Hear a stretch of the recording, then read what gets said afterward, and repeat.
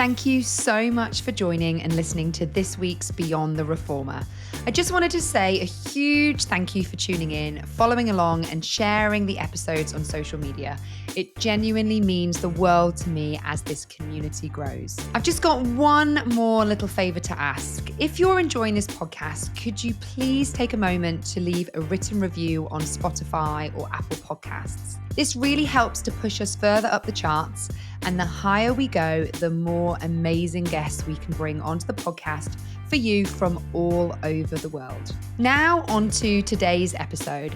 I'm joined by Gemma Pearson, the founder of Osteoporosis Pilates. And this conversation is such a powerful reminder of how Pilates can truly change lives, especially when it's done with clarity, compassion, and a deep understanding of the body. Gemma's carved out a niche in helping women with osteoporosis to feel strong, confident, and grounded. And we explore her journey from professional dancer to educator and how she's built a thriving online business that supports women globally. We also discuss what Pilates teachers really need to know about bone health and what it takes to turn a specialist focus into a meaningful, scalable business. Gemma, thank you so much for joining me on this week's episode. How are you doing? I'm doing really well, thanks, Nick. How are you? I'm so excited to be here. Oh, and you were just saying to me before we were recording that you've listened to quite a few episodes of the podcast, which is really great. Loved it, especially because I don't think there's that many podcasts about Pilates, all encompassing. Like you talk about studio ownership, you talk about all different fields of Pilates. So for me, I've just loved it. I found it so good, so informative. I've just wanted this content for myself for so long. And as is often in my life, my business choices are like, I need it. It doesn't exist. I shall build it instead. So no, I'm grateful for you listening. And we're here really. Let's begin with your work in Osteoporosis Pilates, because you're really helping to shape the landscape about how people think about osteoporosis, both as clients, but also working with teachers. What made you realize that there was a gap that needed to be addressed? It came from my own fear and insecurity, really, because the reason I never set out to work with people with osteoporosis, that wasn't my intention. I wanted to do Pilates for rehabilitation and mainly wanted to focus on dancers because that's of course my background. How cliche. And then when I first started teaching, I inherited a bone health class from another teacher, and I was like, oh my God, what do I do with these ladies? Because even in my training, and I feel I had really good training, but they were always like, well, you have to be really careful with these clients. And the teacher who handed it to me, she was fantastic. But I was like, there has to be something I can do for these clients because they can't flex, they can't twist, they can't use any load. What am I supposed to teach them? So for me, that's kind of just how it happened through my own. I was so scared. I was like, I need to be informed about this. And how am I going to get the information? I've got to find it myself because there's only maybe one big bone health training on the market, which is fantastic. But for me, I had just spent so much money on my comprehensive, and I just spent a year. I was like, I don't have the funds to spend another 6 months. I need to know this information now. And I think your experience is really common. I think a lot of teachers come out of even intense trainings, and we've talked a lot on my podcast. There's also trainings that are not very intense at all. So, anywhere in between, and people feel really unsure of this population. Why do you think it is? I mean, in my training, when we go through the contraindications and stuff, the osteoporosis conversation ends up being a humongous topic. And still, teachers, understandably, they haven't done a dedicated training. But why do you think people are coming out and feeling so nervous about teaching this population? I think it's because the contraindications and the language around osteoporosis is wrong in a way. It's very fear-mongering and it's very restrictive. And I think that's what actually causes a lot of this kinesiophobia, a lot of fear around movement, is that you're like, you shouldn't do this, and this. There's no alternatives provided. And these clients are told, they go from walking around feeling that they're normal, there's nothing wrong with them. They call it a silent disease because there's often no prior indication until a fall, a fracture, or a scan. And then all of a sudden they're told, oh, you've got to be really careful because you could break a bone if you pick up this. So people are terrified. And then as an instructor as well, you're being told this population is fragile, be careful with them. So as teachers, and I think as Pilates as teachers as well, we have the tendency to like really sometimes underload the client or really take good care, which is fantastic. But I think there needs to be a little bit of a change in the relationship, because we need to take care for these clients, but these are the clients that need help, that need to move, that need to be active on their feet and strong. We're going to delve into that topic in a bit more in a moment. I'd love to take you back though. You said you were a dancer. Is that how you discovered Pilates? When did you first discover Pilates for yourself? Well, I think it's a cliche, no? Most dancers do Pilates. It's just something that you're given. And I think I was maybe like 14. I was doing like a dance program, a ballet program, and they took us off to this other studio and they were like, okay, they were calling it conditioning. Like, I guess they weren't even really calling it Pilates. They were just calling it conditioning. And I remember being like, why is this so difficult? And that's probably when it started. And then at dance college, they give you like body conditioning Pilates to go alongside your training. So that's when I first came into it. And I was never, ever sporty. I mean, I was a dancer and I was only ever focused on dance. So for me, Pilates just felt supernatural because it was something that felt good in my body. It assisted what I wanted to do like professionally. So I only ever kind of like did that on the sidelines. I was really bad. Now, I was never at the gym. I would just get my mat out and do Pilates. Well, I think that's it. I think, there are some people who do Pilates to be good at other stuff. And then there's some people who like me, I'm like, no, I just really love the Pilates. It seems to just work for me. I don't really know quite why, but it works where other things don't. Tell me a little bit about your dance background, and has that shaped how you thought about movement, and did Pilates and your teacher training like change that at all? Or has that kind of just felt like an involvement for you?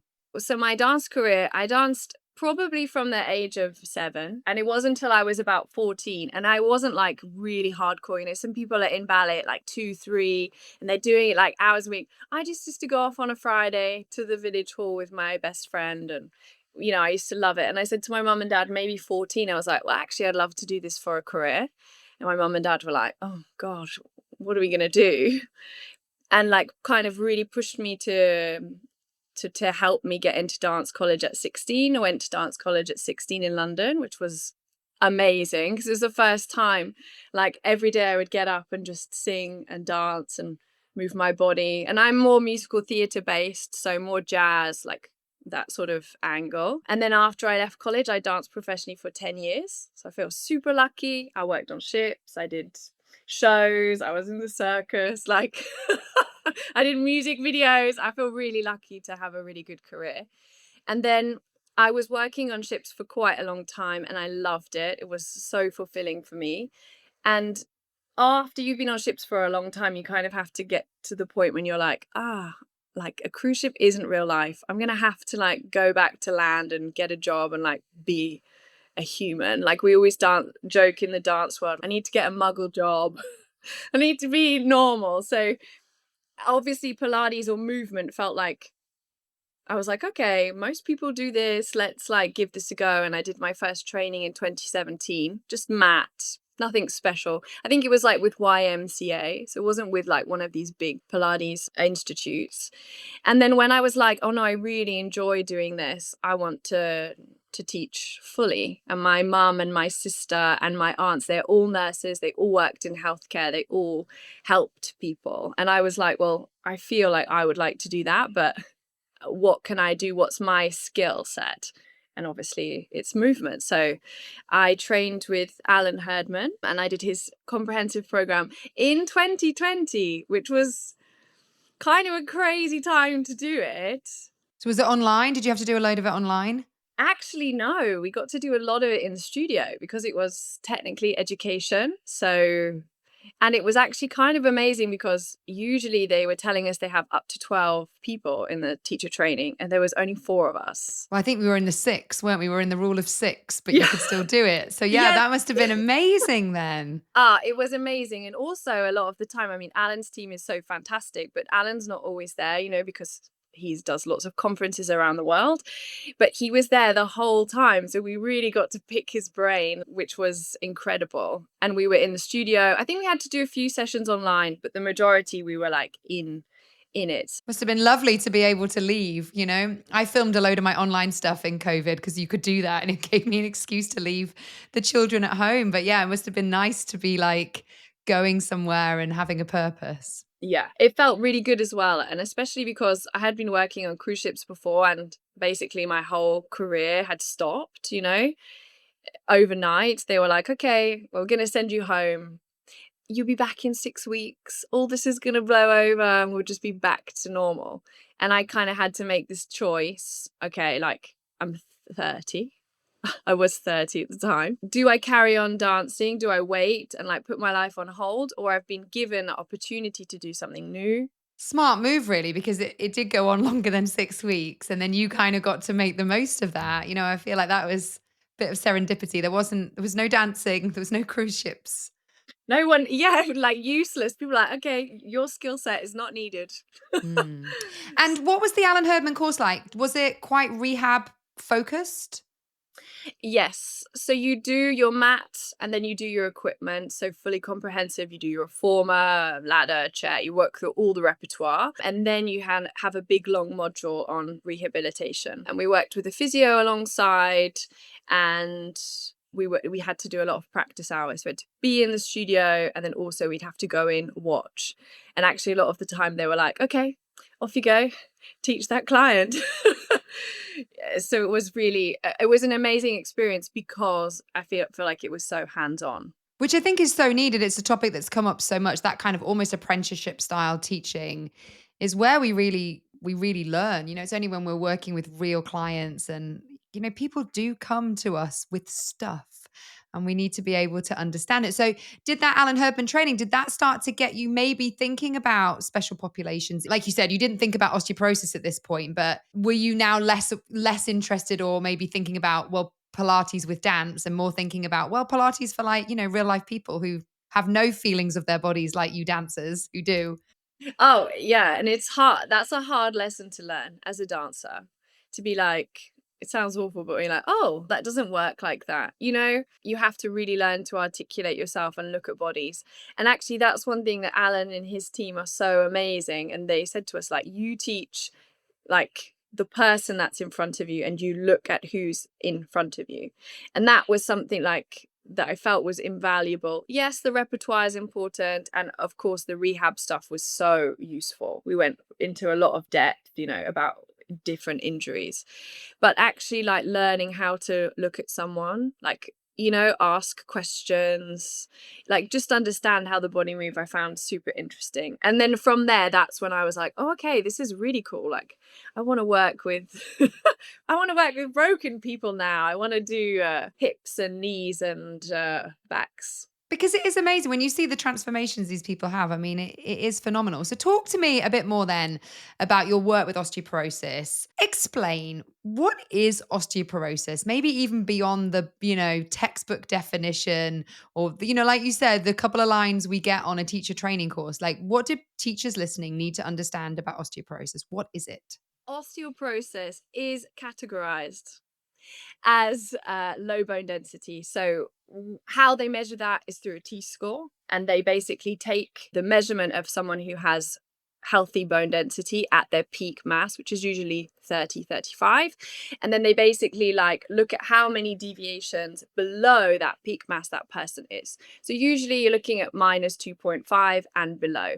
And all that means is osteoporosis, the word comes from osteo being bone, porous being holy, think like a sponge, and cis being the condition. So somebody who has brittle bones, somebody who has lost the strength in their bone, and this can be due to many factors, can be because it's hereditary, can be because of menopause, can be diet issues, secondary from maybe it's they've got it after having cancer treatment, maybe they have another condition where they've perhaps had long-term steroid use, and this is also a result of it. So the people that are coming and have osteoporosis, they are like a very vulnerable position because they often don't have any guidance whatsoever about what is movement. They're often told, take this medication, do resistance training, off you go. They're not even being told about, you mentioned earlier about the don'ts, which I totally understand. And we'll talk about that in a bit more detail, but it allows people, will make people feel scared. But in my experience, those clients haven't even been told the don'ts, actually, some of them. When you're trying to explain to them why I don't want you to do flexion or loaded flexion, they feel like, well, why are you singling me out? I'm like, let me explain to you. So, what are the things that Pilates teachers need to know? And that might feel a bit scaremongering. And then we're going to talk about what do they also need to know what they can do. So, what do we need to avoid? And then, how do we support these people? Okay, so it's really hard when it comes to contraindications because technically there's not really actually any strict, stringent guidelines where every osteoporosis body says the same thing. And this is what's quite confusing. The main advice is that we want to stay away from forward flexion, so bending forward, and loaded forward flexion, so lying on the reformer or the mat and curling head and shoulders off the mat, or using anything where you've got weight. We're also talking about big range of motion twists and twists under load. So, for example, twisting with a weight. And we're also talking about inversions. So, unfortunately, short spine, long spine, rolling like a ball, roll over. And the other thing is the rolling actions, which when you look at the Pilates repertoire and you look at the population, technically it's not the best form of exercise for this population. So you do have to adjust it quite a bit. One thing I would say is amazing to have in your toolbox as a teacher is a non-flexion class, think because there's other populations, as I'm sure you know, Nick, that can't do forward flexion. So maybe just, I think is important for teachers to think, okay, how could I do this exercise whilst staying in a neutral or whilst staying in a flat back? And understanding that is a really simple way to unlock a lot of exercises very quickly. But yeah, they're the big no-nos with osteoporosis. So, if you've put all those in place, and then, like you said, you don't want these people to feel like there's just a load of things you can't do. What are we doing? I mean, is Pilates beneficial for this population? I'm going to say, and this is really controversial considering what I do, I'm going to say that I don't think it is the number one exercise, but it can be if you adapt it. Maybe it doesn't look like traditional Pilates, but there are so many wonderful skills that Pilates teachers have. One of the most important things is teaching people how to learn about their body, about their alignment, about proprioception. Because we do want these clients to be more spatially aware, and they also need to understand the organization of their joints and their posture, which Pilates teachers do amazing. Yeah. So that learning how to breathe, learning how to engage your core, learning how to stabilize in exercises, all of those things are super beneficial. But majority of Pilates class is done on your back. And these clients need to be on their feet in order to load their bones. They need to be generating a force where they're weight bearing. And if you're doing a class where you're completely on your back, that's very nice. And it's good every now and then, but it's not what this population needs. So, what can we do? So, talk me through how you would put together a class that maybe has some Pilates influence. And I think the best teachers do this, don't they? They pick up bits and pieces from lots of different things where, you could argue, is this really Pilates? The ethos is there. What are you putting together? How are you taking them through? Are you looking at adding some resistance training in there? Are you looking at adding weights? Where might the reformer come into this? Does the reformer have enough weight in it, do you think? Good question. Because I always wonder that. I'm in my perimenopause now. Okay, hopefully I don't have osteoporosis. My mum does have osteoporosis. I'm on HRT, hopefully to help me. But I think that I'm like, should I be doing weight training, to do it? Or does the reformer have enough strength in it to load me enough? Well, when it comes to the reformer is so amazing, and it is totally dependent on your strength right? But if we're talking about strength specifically, that's what we want to build. You will get to a point when your body has adapted to all the strength that it can use on that reformer, because we're limited in the spring tension. And also the way that springs work. It's not a constant. The whole purpose of strength is the ability to move something, to generate the maximum amount of force to pick something up. And springs don't necessarily have that same ability, because you're stretching them out, you're changing the resistance. That being said, a lot of these clients who are walking into the studio, they've probably never, ever lifted a weight before. And they've probably never used any of the kind of strength or resistance. So you can load your clients, but these are the clients that you need to think, I need to be giving this client a little bit more within reason, within their ability, instead of not loading them enough, which I think in Pilates we have a tendency to do. I think with special populations, we have a tendency to do that. Pregnancy is another one. Postnatal is another one, where the teachers can feel so confined by the rules that they're then not looking at what they can do. They're not maybe understanding the conditions enough. You need to understand what you shouldn't give to someone, of course. To be a good teacher, you need to understand what they need and how we can adapt. You're absolutely right. With these people, they might be deconditioned. They might be very fearful of their bodies. Their movement patterns might be very poor.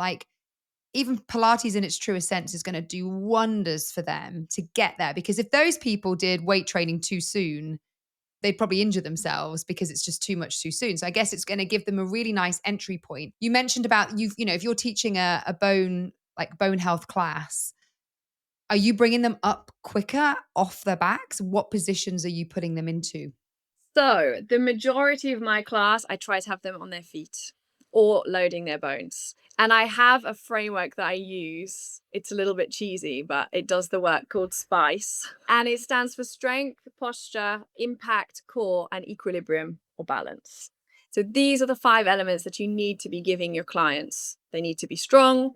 They need to have good posture to help prevent and reduce fracture risk. They need to be doing impact training. They need to have a strong core to support the back and be able to do all of these motions.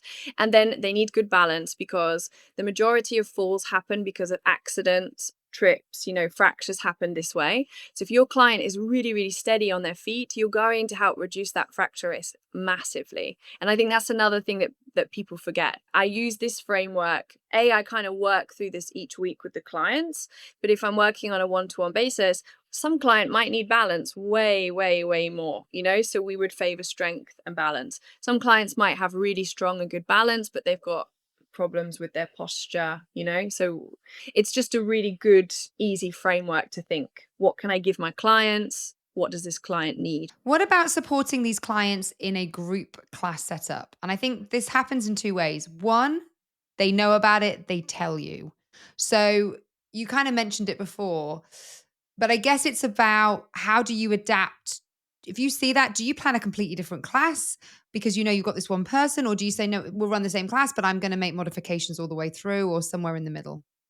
I think now, because I'm experienced in this, I never, ever like any client to feel like they're less than.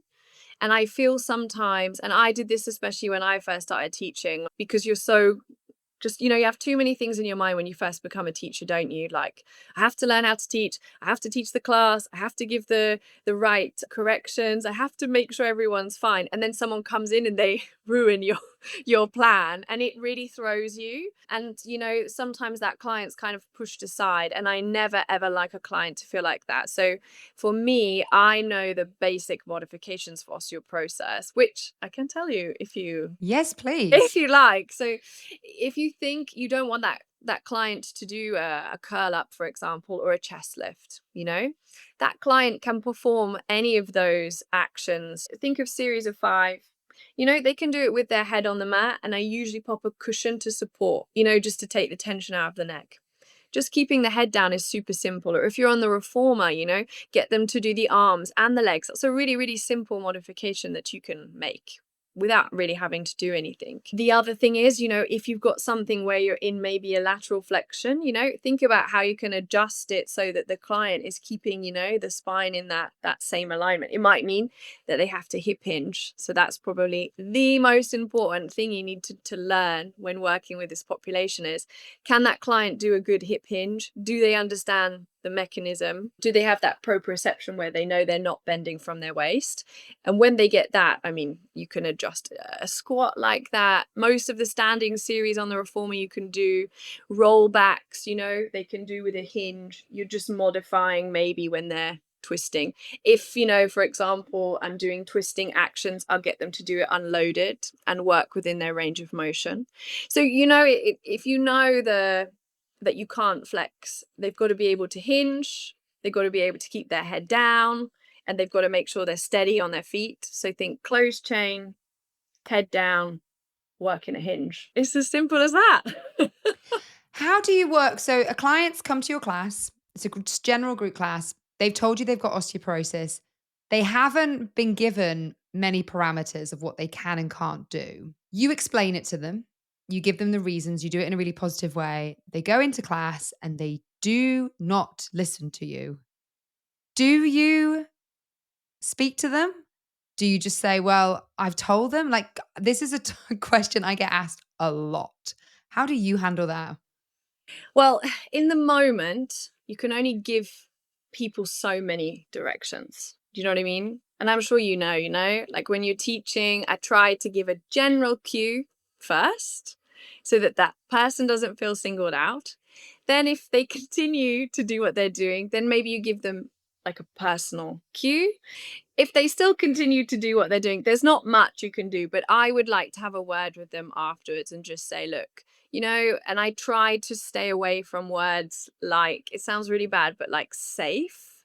This is safer for you. You'll be safer here, because what it does is immediately puts in that person's mind, oh, is what I'm doing dangerous? Am I not supposed to be doing this? And really, that person is the one that needs to be in the exercise class the most. They need to be moving their body. So I think it is just educating them. And as teachers, if you can really just encourage them to be like, you've got to move, but we just got to change. We've got to change a few things for you. So if you don't use something like, I want to keep you safe, what do you say? Aha, good question. Usually I try to use words like effective. I usually say this is a better position for you to be in. Like, we prefer to work in this with osteoporosis, because the language that you use is so powerful. And I'm sure you experienced this before. You've had a client come to you and they've been told by somebody, a fitness professional or such, this instructor's told me that my back's like this and I shouldn't move like this.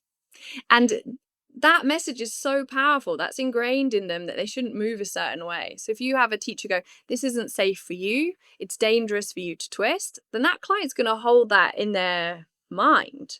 And it can take a long time to unlearn those patterns. So it's really just using really positive language, giving them a really positive mindset around movement.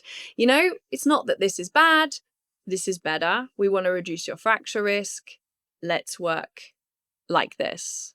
What about you're teaching a group class and you have maybe some women who are older, who you can see some compression in them, and you can see it, can't you? You can see it once you know what to look for, but they haven't got a diagnosis. Do you still look to make adjustments with them? Has that happened to you? Have you ever had to kind of approach that? This happens in our studio, and I'm really interested in, you can see it. In my mind, I'm like, I'm not going to put short spine into that class because I know I've got 3 women who might have osteoporosis from what I've seen. I'm not a doctor or a specialist, but I'm then going to just avoid stuff. I don't know how then I would approach, don't do roll ups without some hip hinging, It's also like about thinking about the comfort of that client, because also if they're slightly kyphotic, and it's probably not going to be comfortable for them. Even someone with a hyperkyphosis, they can't even put their head on the reformer. They often you have to use a cushion or a block to support them. So I think it's more, as a teacher, just really seeing what's comfortable for this client, and maybe suggesting to them, if you're really worried, like, okay, I'm going to give this variation because I think it will be more comfortable for you. I think it's going to feel better in your body, and framing it that way, because immediately if you say to someone, that's not good for you, this is better, or because your back's like this, not saying that that's how you say it, but like, you should be doing this, then again, that's language. So that's how I try to phrase it. That makes so much sense. And I think big part of our ethos at our studio is exactly that. Like, your language is powerful. We do not need to add to people's belief systems about themselves that, we're trying to unpick this stuff with them. So that makes absolute sense. Talk to me then about how you went from, you got asked to teach this class as a cover. You then kind of have started to realize there's a niche here. You're passionate about it. And then you moved online, I assume, or were you like, how did the online piece come? How is that mixed in with the in-person piece? So once I had teaching, and I was really enjoying, I was doing a lot of rehab in the studio, and then I was doing my the bone health class, and I was like, okay, I need to educate myself on what actually is correct for this population, because I just feel like maybe we can do a bit more than what we're doing. So my sister's a nurse, and I said to her, right, how do I figure this out? She said, well, you need to read a research paper. And I was like, what? I've never read a research paper. She's like, okay. So she sat me down. She taught me how to read a research paper. And I was like, okay, this is what I need. I need to be looking at best practice, like evidence-based care. What does science say when it comes to this population? Because all of the advice that I was seeing online was very general. And it's the same. Don't bend, don't twist, nothing. And I was like, okay, well, what actually is good for this population? What are people doing in a clinical setting that I can use those principles to apply? So that really helped me a lot. And then I did like a module with APPI to do my osteoporosis, which gave me like a good foundation, so I understood. But I really found actually looking at evidence-based practice, looking at what like the College of Physiology and Physiotherapy are doing with their clients, it really gave me much more confidence. But it did feel really nerve-wracking because it's not, like, it wasn't what I was used to doing. Getting people to use more weight, having people on their feet, adding impact, which was incredibly scary for me to start teaching and kind of promoting, was very difficult. I had a lot of imposter syndrome because you are aware that these clients, we don't want to say that they're fragile, but we do have to take care with them because, It's interesting, isn't it? Because that there's fragility there, but actually to help them, like you said, it's impact, it's strength. It's not wrapping them in cotton wool. Exactly. And that's really difficult as a teacher. You're fighting with those. And especially as a Pilates teacher, we are really like ingrained in us to take care of our clients, to make sure that they feel safe in their space, to make sure that they feel good in their bodies. And it was quite a difficult transition for me. So that's kind of how I started. And then I moved online because I moved to France in 2022. So I couldn't teach in French and I didn't have many options. And I was like, well, I'm going to go online. I just had to think about who I liked to teach the best, because it's, being online and having a presence and speaking with people is difficult. You need to have a goal. And I started with osteoporosis, and I got such tremendous feedback from women saying, thank you. Like, I need to hear this. I didn't know this. So yeah, that's how I ended up online. It's interesting, isn't it? Like when you carve out a niche for yourself and kind of having that confidence to be with that niche, because Pilates kind of benefits, literally everybody. And yet what I've really enjoyed with conversations on this podcast has been these people who've, found a niche within that, which makes absolute sense. How did you start to build out that online model? Well, I started off with my first bone health program, and I just had 4 ladies in it, 3, maybe 4, who are still with me to this day. And I thank them so much because they trusted me. And I built sort of an online program that was originally like very, very intense. We did like 2 classes a week, and they had homework videos, and it was really nice because it helped to build a community. And then since then, it's progressed a lot. So I have online classes and a one-to-one program, because I felt it's not hard to, like specifically work with people like in a group setting.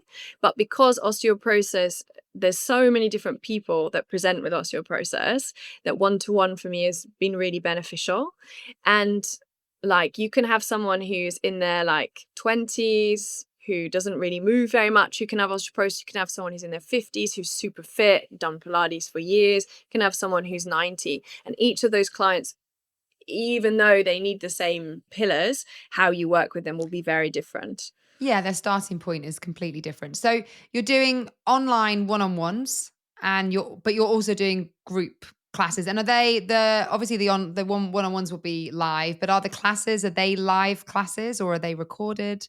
Yes. So I do 2 group sessions a week with my ladies, and I record everything. And I also have like a collection of recorded videos. So if you practice with me, you get access to this too. Because the goal is, and what I found as well, is that it is our job to give people the tools, but if they want the results, they have to go and do their homework. And I was giving them so much at the beginning. I was like classes and videos and homework, and people were just like, oh, I just didn't do it. And they wouldn't take the autonomy to do it themselves. And actually, when I cut it down, I have one session with them a week. They get one homework video, sometimes more if you've got a really like good client. And I found I got such good results because the clients felt amazing. They were making their practice consistent. I was just giving them the tools to do it. So I found that super successful. It's such a good point you make, I think, with all clients of all populations. The analogy I always use is, I'm going to join the gym and I'm going to go 3 times a week. And then I go once a week and then I feel rubbish about myself because I'm only going once a week. But if I'd set that out as my goal, I'd probably feel really proud of myself.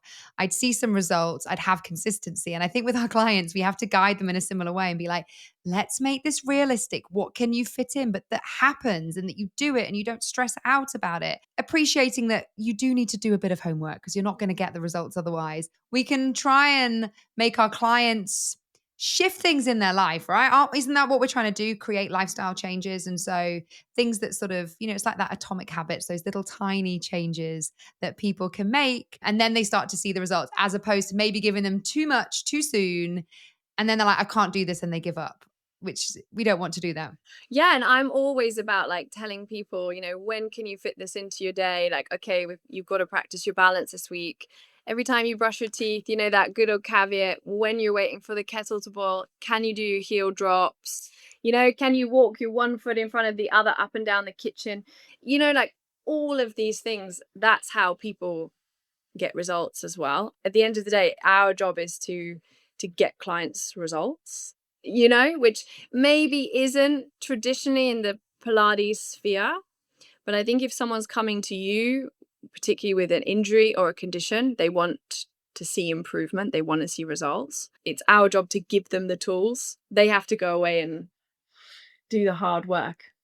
And I think sometimes with those results, it's about what kind of questions do we ask our clients about what they're looking to achieve, but also starting to ask them, I love asking lifestyle questions. What is it that you can't do right now that you'd love to be able to do? Because these are much better goals than any sort of aesthetic goals that somebody might have, because they are so meaningful. I've had clients say, I just want to be able to put on my own shoes. I mean, that's massive. That she had to have her husband put on her shoes. She's like, if I could do that. Within about 5 weeks, she was putting on her shoes, actually.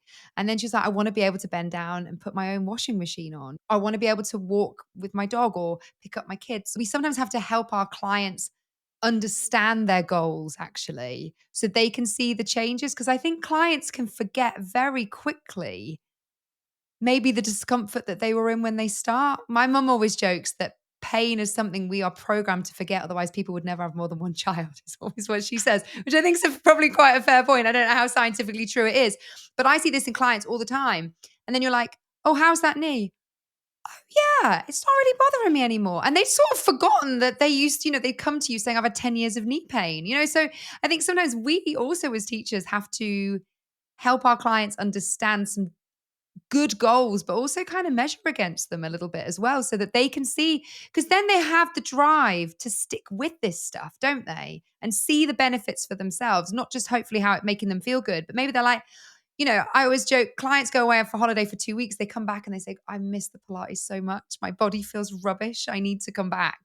But I agree with you. And I think a lot of clients, they don't actually know their real goals. They'll come in and be like, I want to have core strength. I want to be more flexible, because they've been told you need to be more flexible, you need to have core strength.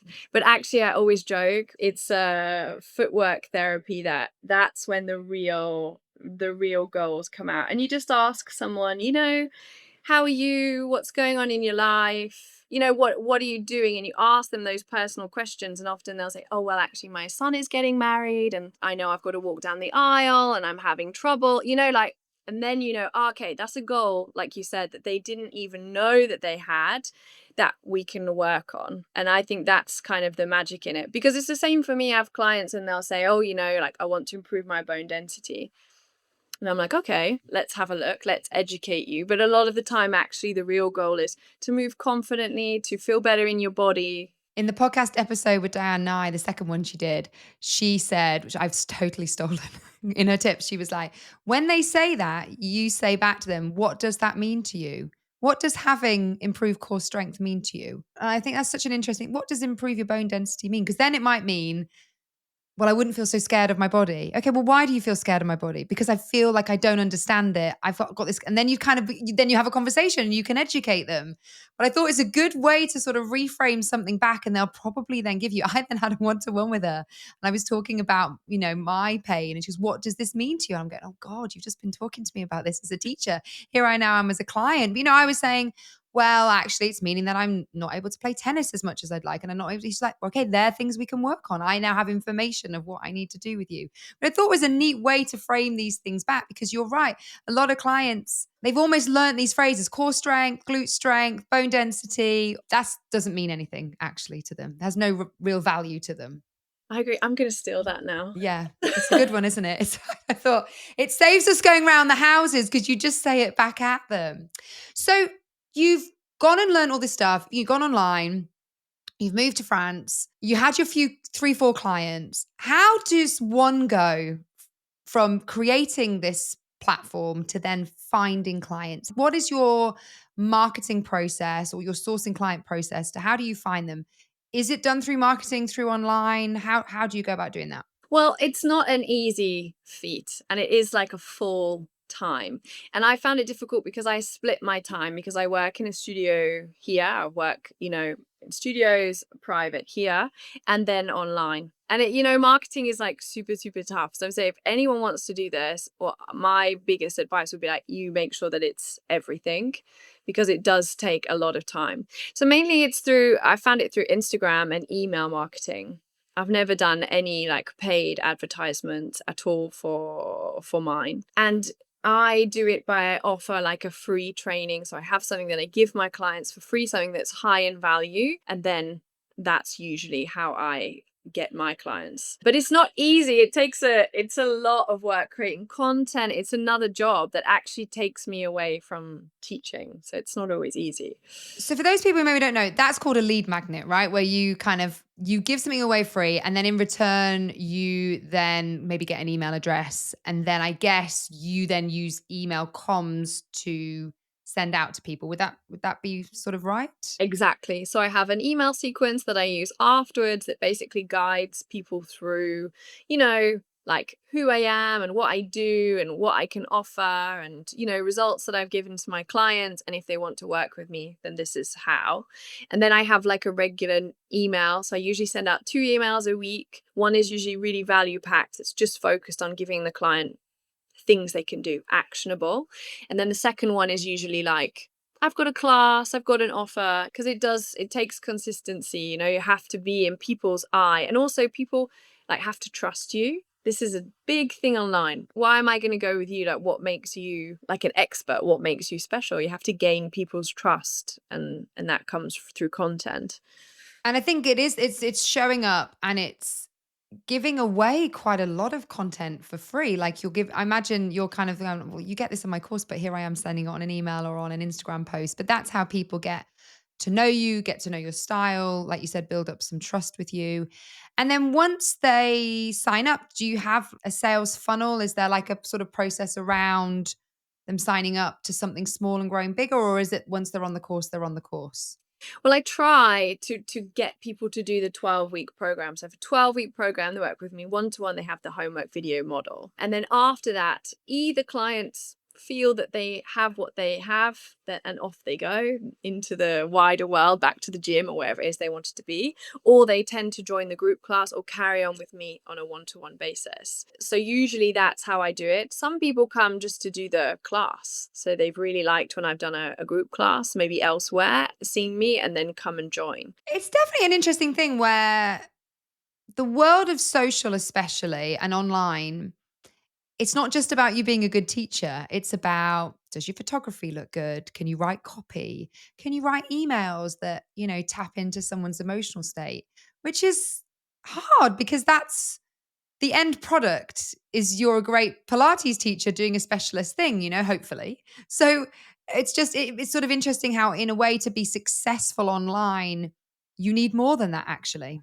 Yeah, and I had to take a course. I had to take a course to learn how to do it because nobody told me what a lead magnet was or how to do an email sequence or, what I should be talking about and how I reach people. Like it is complicated. So I think if you do want to work in line, you do have to make that investment, I would say.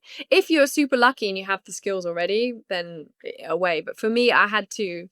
Maybe I'm just a habitual learner. That's a Pilates teacher's curse, no? Well, I think it is. It's like the more you learn, the more you know you don't learn. But I think anyone who's running their own business, whether it's a studio online, they need to do some business training. It's a skill. It's quite a deep skill, and you can go on courses that give you enough to get by. People make this their whole careers and have businesses that run these businesses of people. So a bit like Pilates, you can go as deep as you want with it. But it's interesting that you went and learned about that because I think you have to do that to really. It's not just about having a great product, and there are other people's whose products maybe aren't so great but they're really good at that marketing stuff and they can land big online presences as well. You can go both ways. And I'm sure my presence would be bigger if I was more consistent. But I know I'm not consistent with my social media as much as I would want to be because like I'm teaching and I like really I want to spend all my time with my clients, like working with my clients. But it's like a catch 22, is it? You can't unless you have the clients there to work with. It's a bit of a beast. And I think there are some exceptions, but I think a good chunk of the really big, let's just say Pilates platforms, that's what we're talking about, but fitness generally, are maybe more of the younger aims of it who are a bit more on TikTok, on social or on there. I know for us, like my studio, I mean, we have a real range of age ranges, like, from everyone, but we have older clients. And so they're not in the studios taking selfies and posting them to stories. And, you look at other studios, they have loads of that. We just don't. That's just not our client base. Our client base loves Facebook, actually. Facebook, we get way more interactions than we do on Instagram. And so I think it's that as well, isn't it? Like if your niche is an older group of people, then it's just going to be different. You can't compare yourself to somebody who is really able to do that Instagrammable look where everything is curated and beautiful and it's got that grainy filter on it and they're all in amazing places and looking amazing. But it's that wouldn't resonate with the people you want actually. They want more authentic content. I agree. And actually half the time I'm on social media, I look like some sort of gremlin, like because I've usually finished teaching, and like my hair's there and I'm like, okay, I've got to post something, I've got to speak to people. Also, I found as well, because I am 35. So my ideal client is 55 and upwards, majority of the clients I work with. So like for them to see me, for me it's I live in a body where, I have very little pain. and I've always been physically active all my life, so it is easy for me to do things. So actually the way I present myself when I first started working online, I was like, oh, well, I'm a dancer and I'm a Pilates teacher and I can teach everything, and I was trying to look really aesthetic and kind of fit into that bracket. And actually I was like, no, what, if I'm working with these women, I want to be super authentic. Also, maybe the way that I would dress would be differently as well. People don't want to see me in like a little crop top and a matching set. You have to think about those things as well. Who are you trying to appeal to? That's such a good point, because you are who you are. You can't change your size and your age and your background, and you can't. But your presentation for your ideal client, they need to match up as best possible.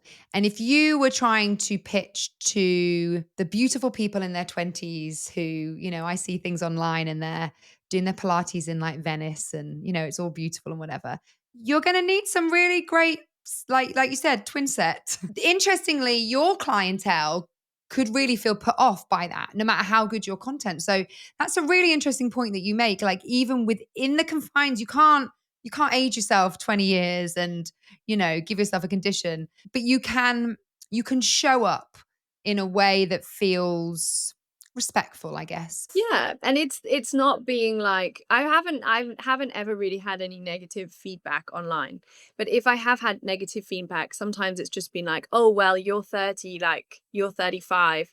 I'd like to see you doing this when you're 60, that sort of thing. And I'm super aware of that. And that's never the goal in my content. It's very rare I get that. Most people are super, but I do feel responsibility to those women as well. So it's a small change, but I think it is. Maybe in the studio it's not such a big deal because you're meeting that person and you have that one-to-one reaction. But online you have what, 2.5 seconds to grab someone's attention, and that impression is going to make a huge difference. So it's something you need to consider. Yeah, definitely. You're a global Osteoporosis Foundation ambassador and you collaborate with the London Osteoporosis Clinic. How did those collaborations come about? Did you reach out to them? Did they reach out to you? Actually, they reached out to me, the PA of Dr. Mahmood, who runs the clinic.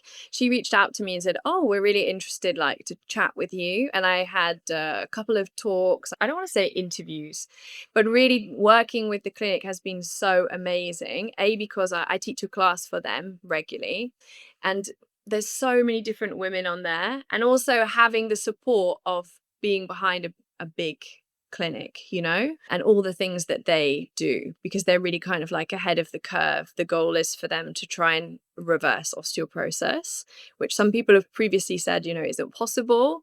But the way that they work is a holistic way. So using medication, but also exercise and diet. So I really believe in what they do. And yeah, that's been really great. And they asked me to be an ambassador. And I'm going to be working with Your Menopause at Harley Street soon as well to offer them a bone health program too, which is really exciting because obviously menopause and bone health go hand in hand. So that's going to be exciting collaboration. Has anything sort of working alongside the medical side of things, has that shifted anything for you in your knowledge or your approach?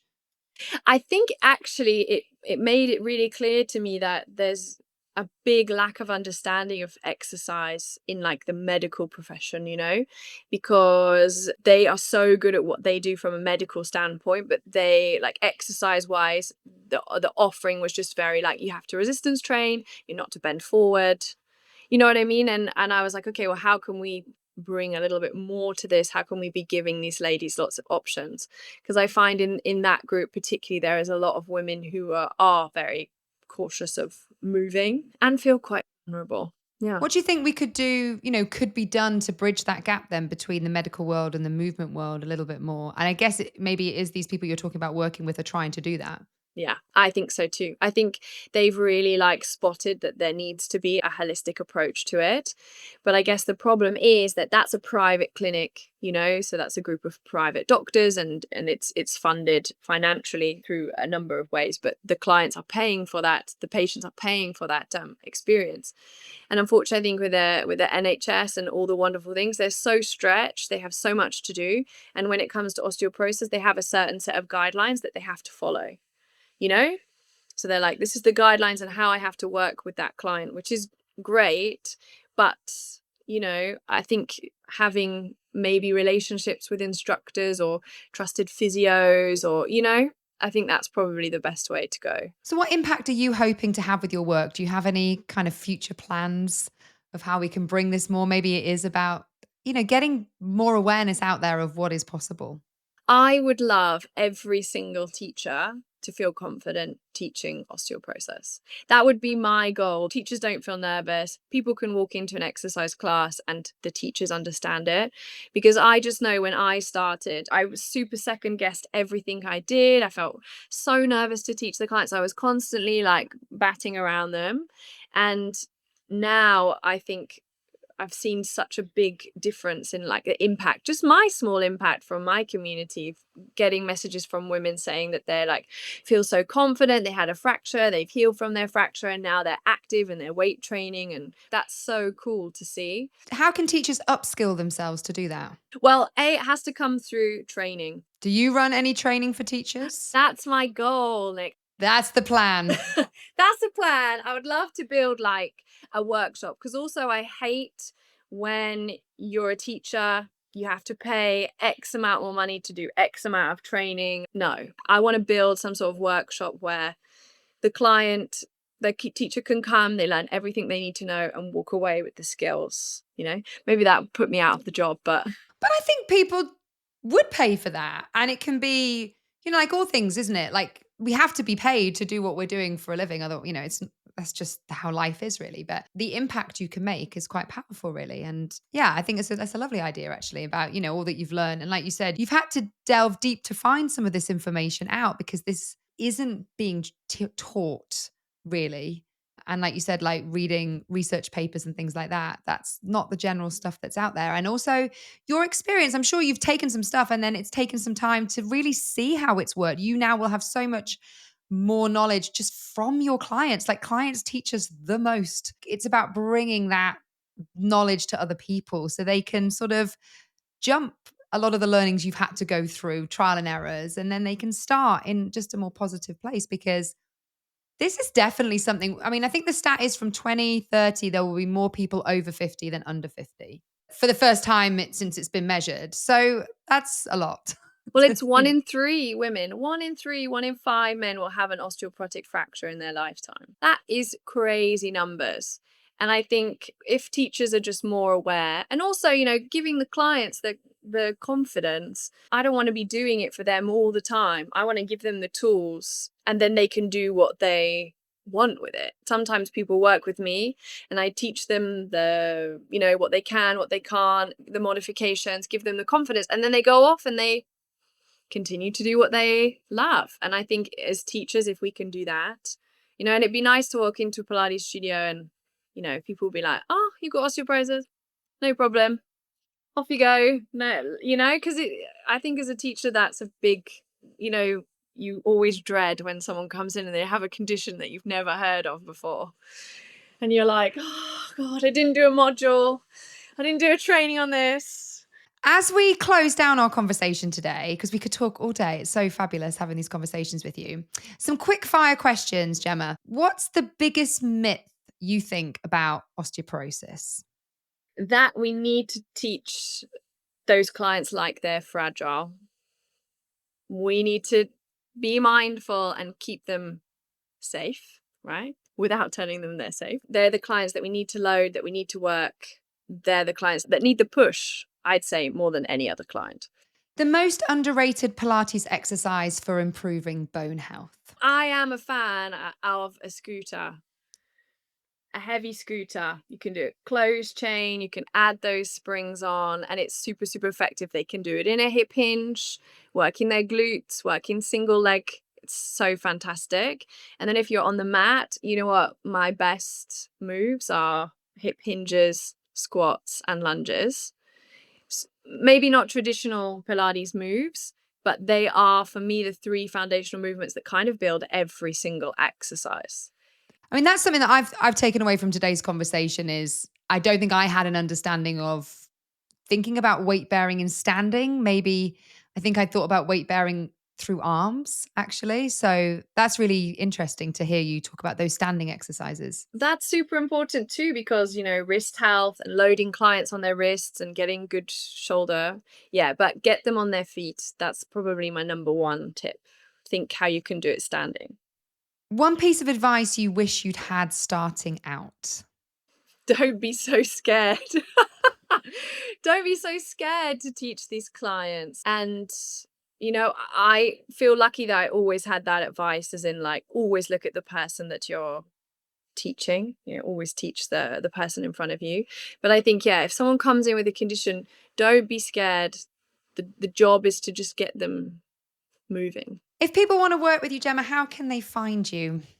You can find me on Instagram at osteoporosis.pilates or osteoporosispilates.com. And I'm doing a special offer at the moment. You can do 3 classes for €45. So if you want to come and join me for September, there's plenty of space and it would be lovely to have you. I mean, even for teachers, if we do classes with other teachers who are specialists, we're going to just pick up by osmosis anyway and have some movement in our own bodies as well.